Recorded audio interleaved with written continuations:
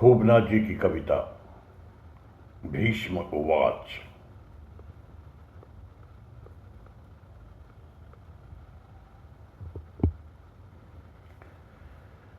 मैं जानता था युधिष्ठिर तुम जरूर आओगे। एक तुम ही तो थे जिसके प्रश्न मरे नहीं थे। प्रश्न मर जाने पर जिंदा रहने का अर्थ भी मर जाता है पांडु श्रेष्ठ।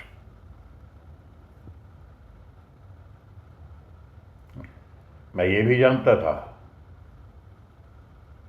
कि तुम यहां क्या जानने आए हो। मेरा विवेक ही मेरा शत्रु चिरंतन अभिशाप है। अंधे राजा की विवेकवान प्रजा अभिशप्त ही तो होती है पांडुरंग।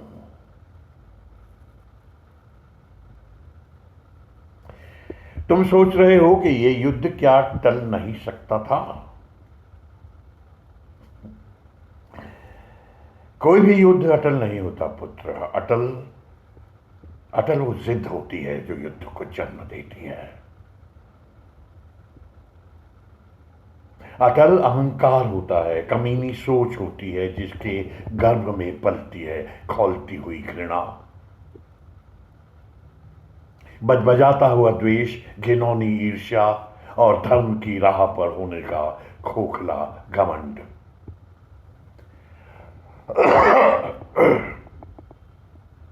और ये सब दोनों तरफ था, कहीं कम कहीं ज्यादा, पर था दोनों ओर।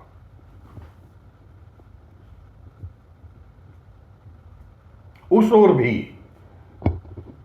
जिस ओर ईश्वर के होने का भ्रम था, जो अपनी अनीतियों को धर्म के रूप में स्थापित कर रहे थे, वही ईश्वर कहलाते थे। जिसके बोलने का आरंभ और अंत शंखनाद से हो, उसकी बातें अक्सर खो जाती हैं शंखनाद में। शंखनाद में लोगों को बातें नहीं, केवल शंखनाद याद रह जाते हैं। बातें तो बाद में लोग अपनी अपनी औकात से गढ़ लेते हैं।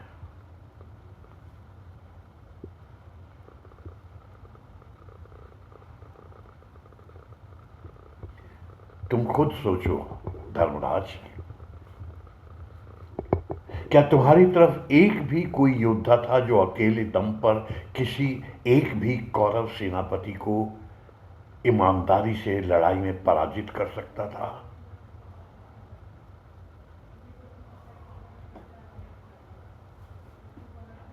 मुझे तो छू भी सकने का सामर्थ्य पूरी पांडव सेना में मिलकर भी नहीं था। और मैं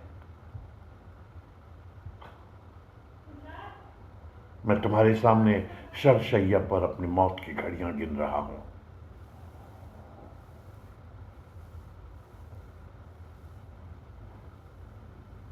और फिर भी तुम कहोगे कि धर्म युद्ध में विजय तुम्हारी हुई।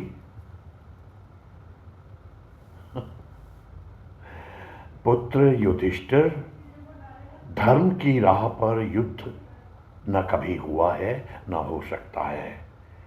छल, छद्म, बेईमानी, घृणा, घमंड, अहंकार युद्ध के आधार हैं।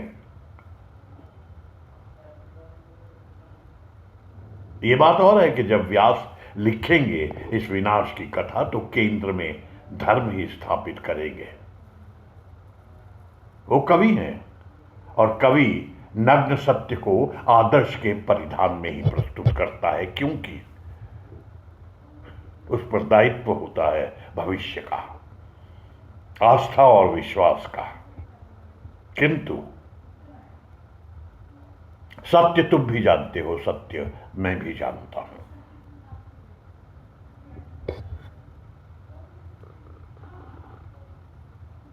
तुम ये भी सोच रहे हो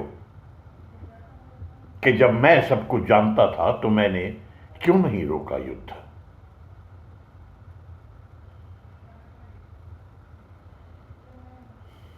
वत्स, अनाचारी के नमक ने मेरी आत्मा को मार दिया था। अपने वचन के अहंकार में मैं याज्ञसेनी का अपमान भी बर्दाश्त कर गया। मैं बिक चुका था वत्स, और बिके हुओं की कोई आवाज नहीं होती। इसीलिए हम सब चुप थे। और वैसे भी राजा अंधा हो तो प्रजा गूंगी हो ही जाती है वत्स।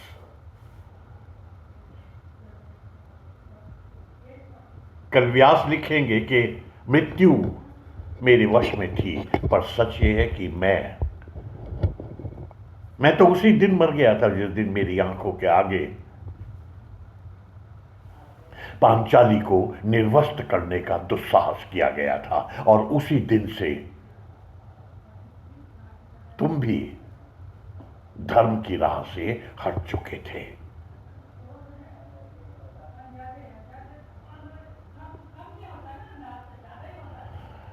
लाशों के इस विशाल ढेर पर कल तुम्हारा राज्याभिषेक होगा।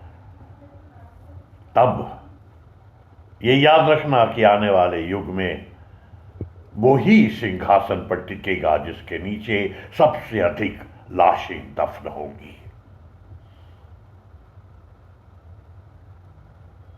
शासक और हत्यारे के बीच कोई फर्क नहीं होगा, और सबसे अधिक अधर्म और अनाचार धर्म के आवरण में होगा।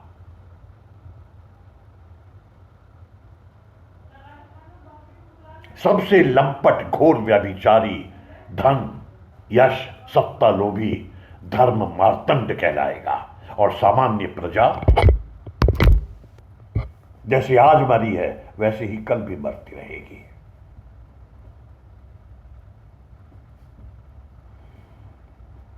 क्योंकि उसके पैरों में होगी तथाकथित धर्म की बेड़ियां।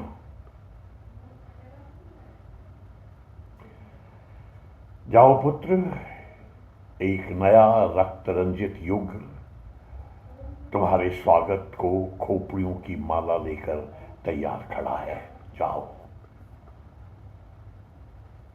ओम नमो भगवते वासुदेवाय। ओम।